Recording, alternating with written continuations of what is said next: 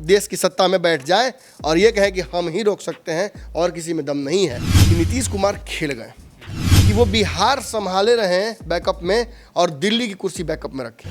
नीतीश कितनी बार पलट चुके हैं, क्या इस स्टैंड से नहीं पलट सकते हैं? लेकिन नीतीश कोई बहुत बड़े आस्तीन के सांप है। नीतीश कुमार अंगूठा डालकर अब पानी चेक करते हैं तापमान कैसा है, अब फिर पलट जाते हैं। पहले पुल गिर जाए, पहले परिस्थितियां बिगड़ जाएं, फिर उसको सुधारो और फिर सुधार कर कहो कि हम सुधारे हैं बिहार को। हजूर बिगाड़ा भी तो आप ही ने था। नमस्कार, भारत लाइव देख रहे हैं आप और ये गेम बड़ा है, जहां बिहार की सियासत में खबरों की चीरफाड़ पंचनामा में की जाती है, वहीं पर्दे के पीछे की कहानी गेम बड़ा है। कहीं ना कहीं बिहार में लगातार चर्चाएं होती है तो खबर आपको सब कुछ दिखता है, लेकिन उसके पीछे क्या कहानी घट रही है जिसकी चर्चा हम इस खबर में करते हैं। नीतीश कुमार भाजपा की जीत से गदगद हैं तो राजद के साथ, लेकिन भारतीय जनता पार्टी की जीत से वो खुश क्यों हैं, डॉक्टर साहब बताएंगे और जानने की कोशिश करते हैं कि आखिर तेजस्वी यादव पर इसका रिएक्शन क्या होगा। नीतीश कुमार तो तेजस्वी के जीत से खुश होंगे, मोकामा में जीत से, गोपालगंज से के हार से तो दुखी होंगे।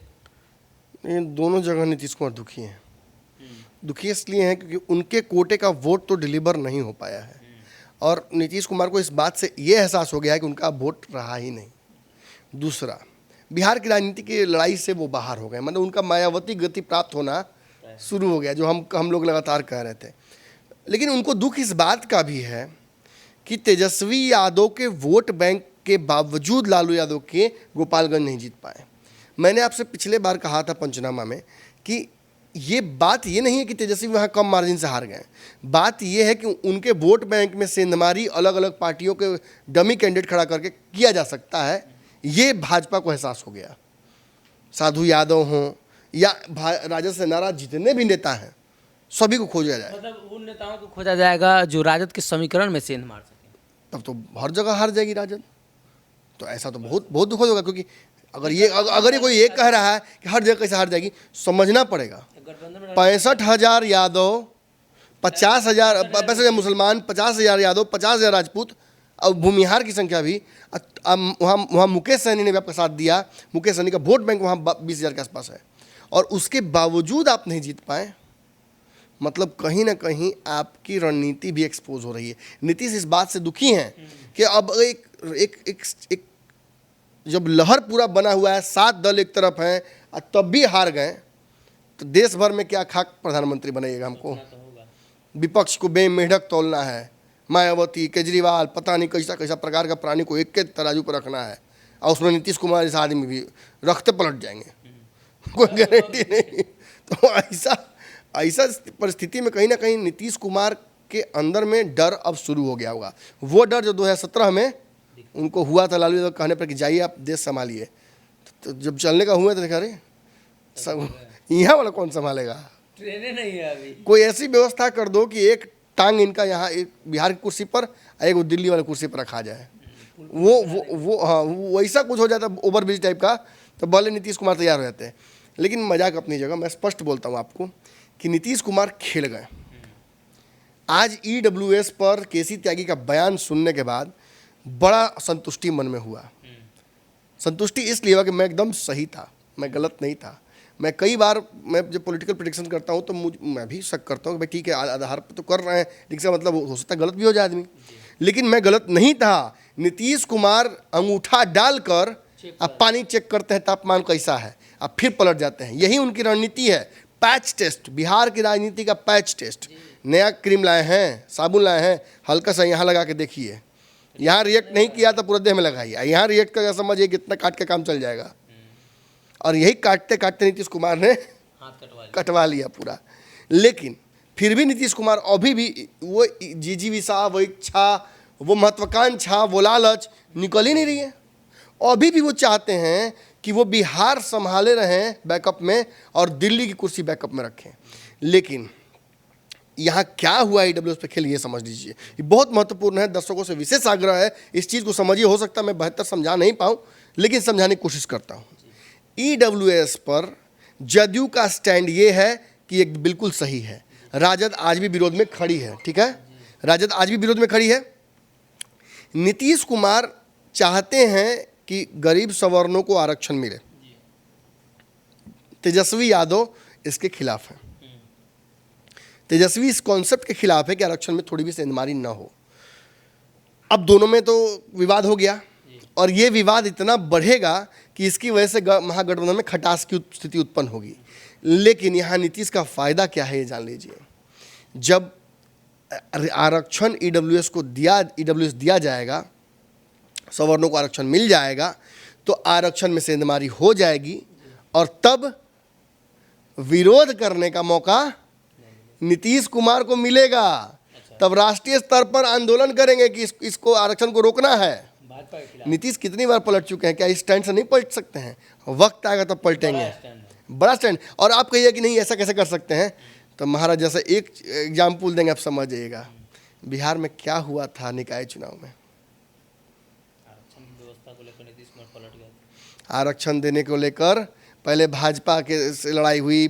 नीतीश ने कहा कि भाजपा नहीं देना चाहते हैं, भाजपा ने कहा कि हम तो चाहते ही हैं कि हो जाए, हम कहाँ रोकने वाले हैं। नीतीश कुमार मान गए, अंत में नीतीश कुमार मान गए। लेकिन इससे क्या हुआ, इससे कोर्ट तक मामला गया और जनता और लोगों के बीच में मैंडेट ये गया, मंतव्य ये गया कि भाजपा आरक्षण के खिलाफ थी और नीतीश कुमार कोर्ट से लड़ कर लाए हैं।